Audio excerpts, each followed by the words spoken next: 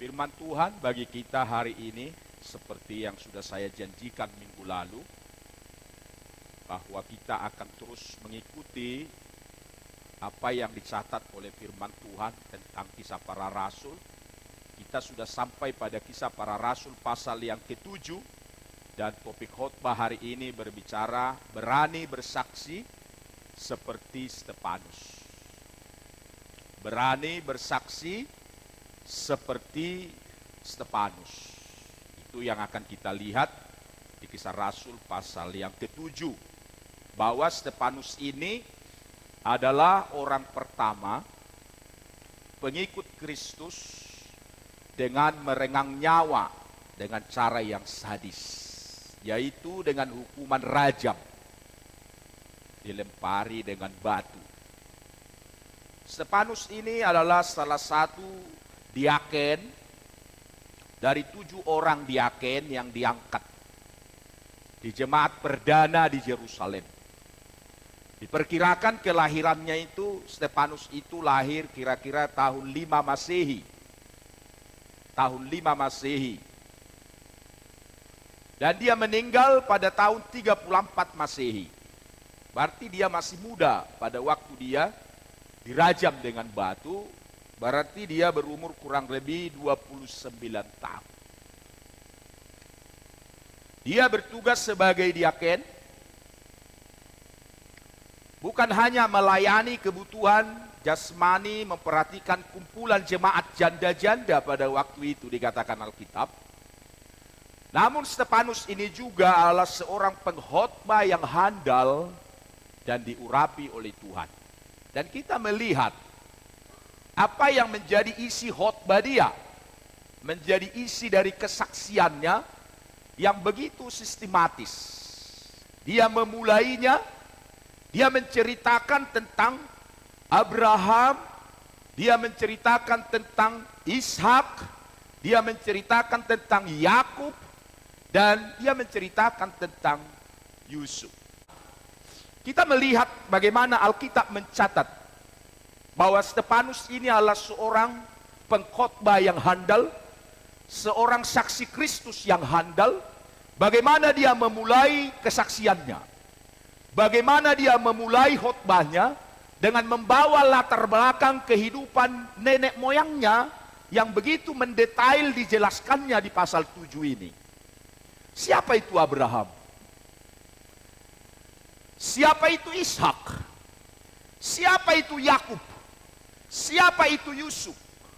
Alkitab mencatat itu semua, bahwa Abraham itu adalah bapa dari segala orang yang beriman. Bagaimana dia dijuluki menjadi seorang bapa yang beriman? Ketika anak tunggal satu-satunya Ishak itu, di umurnya yang 100 tahun lahirlah Ishak. Setelah berumur beberapa tahun, Ishak itu dikorbankan oleh Abraham kepada Tuhan. Namun Tuhan melihat hatinya, bagaimana Abraham lebih mengasihi Tuhan daripada anaknya itu. Itulah sebabnya dia disebut julukan bapa dari orang yang beriman. Siapa itu Ishak anaknya? Ishak itu adalah anak perjanjian yang sudah dijanjikan oleh Tuhan, dan dia berkata bahwa lewat anaknya Ishak itulah keturunannya akan merajalela di muka bumi, bertambah banyak.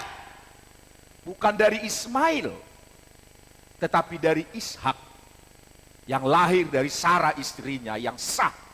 Bukan dari istrinya budak Hagar itu, tetapi dari istrinya yang sah. Ishak itu anak perjanjian. Dan garis keturunan itulah sampai kepada kita, bahwa kita ini juga adalah anak perjanjian. Haleluya. Kita ini anak perjanjian. Anak perjanjian, anak yang sah, bukan anak dari budak.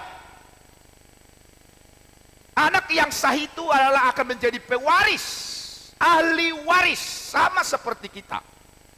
Tidak akan ada kita kasih harta kita ke pembantu atau anak angkat, kecuali tidak ada anak yang sah, yang lahir daripada rahim istri kita. Tetapi umumnya semua kepunyaan kita yang kita punya akan diwariskan kepada anak yang sah. Jadi Ishak itu adalah anak perjanjian.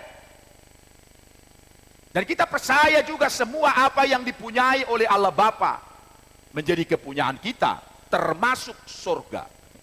Haleluya. Haleluya. Apa yang dipunyai oleh Bapa, berkat-berkat jasmani, berkat-berkat rohani, itu menjadi milik kita, termasuk surga. Itu yang menjadi bagian hidup anak perjanjian. Siapa itu Yakub? Yakub itu diganti namanya menjadi Israel, yang menurunkan 12 suku. Dari sanalah beranak pianak suku di Israel itu. Bagaimana mereka berkembang sampai kepada Yusuf, yang diceritakan oleh kesaksian khotbah daripada Stefanus ini. Siapa itu Yusuf?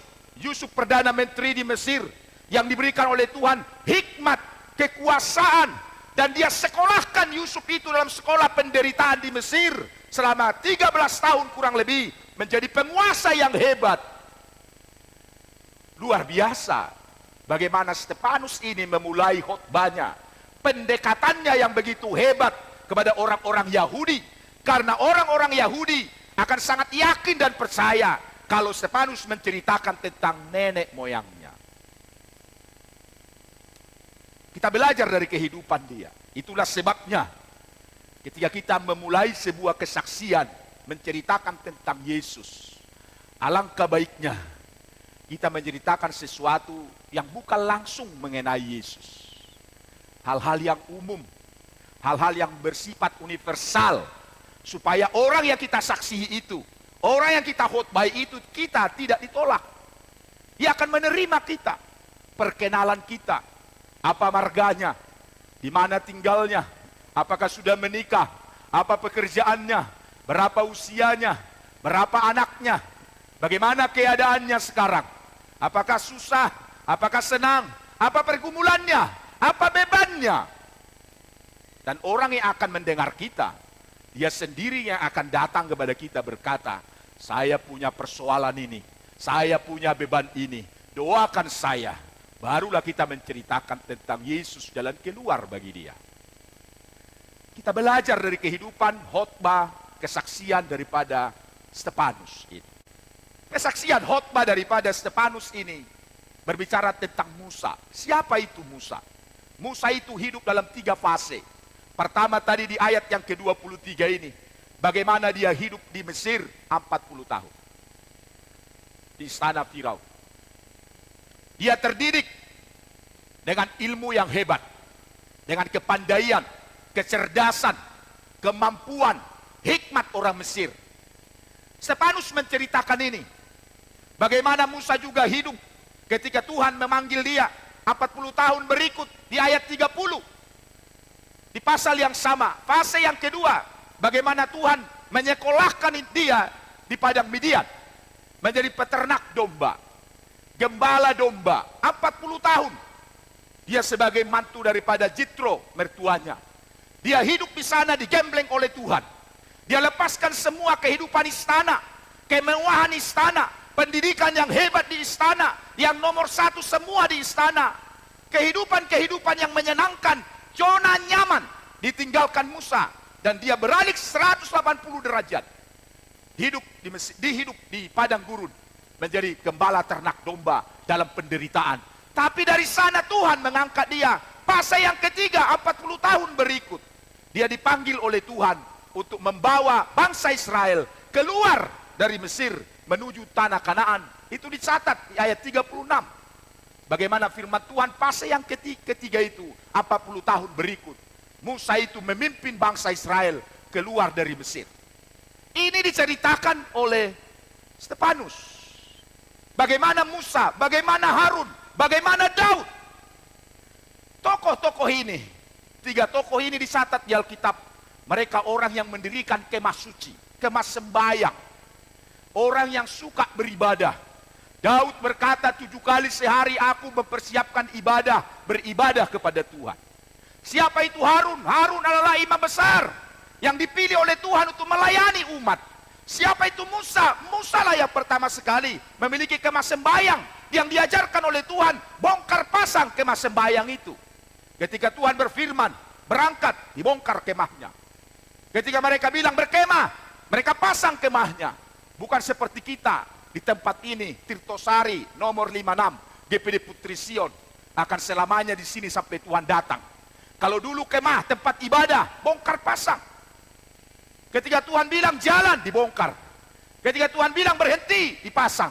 Seperti itulah kehidupan mereka berulang-ulang di padang gurun itu. Bagaimana dikatakan Musa, hamba Tuhan, pelayan yang setia.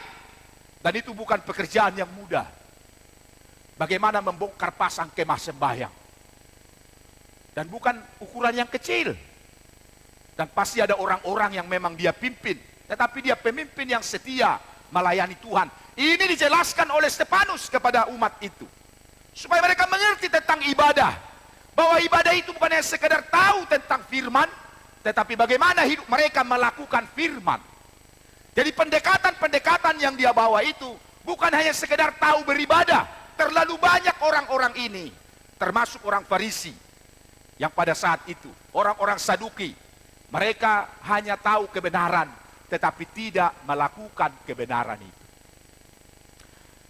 Tetapi pada waktu Stefanus mati, dirajam dengan batu, Stefanus melihat itu, Yesus berdiri, bukan duduk, menggambarkan dalam artian bahwa Yesus menyambut Stefanus, menghormati Stefanus sampai dia berdiri untuk menyambut kedatangan hambanya.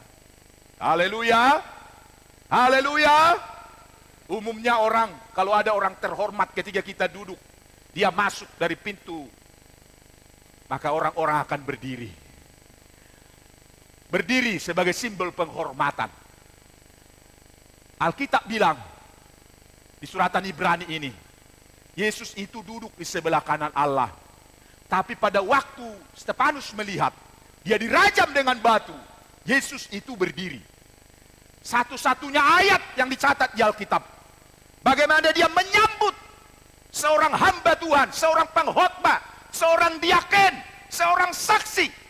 Sampai dia harus berdiri menghormati Stefanus yang luar biasa ini. Haleluya. Dan doa kita juga Ibu Bapak, supaya satu kali kelak Tuhan juga bangga, Yesus bangga kepada kita. Bukan saya mendoakan kita supaya semua mati martir, mati syahid seperti Stefanus, bukan. Tapi kalaupun itu terjadi, kiranya Yesus bangga dengan kita. Dia akan menyambut kita sebagai simbol penghargaan. Yesus itu berdiri menyambut Stefanus, hamba Tuhan yang luar biasa ini. Kita belajar dari kehidupannya. Sejauh mana kita menjadi saksi Tuhan. Bagaimana kita menyampaikan Injil. Kiranya kita juga hidup seperti Stefanus, yang penuh dengan roh hikmat, pengetahuan dan kuasa. Bukan hanya sekedar melayani kebutuhan-kebutuhan jasmani jemaat. Tapi kita juga dipakai Tuhan dengan menyampaikan berita Injil kepada semua orang. Haleluya.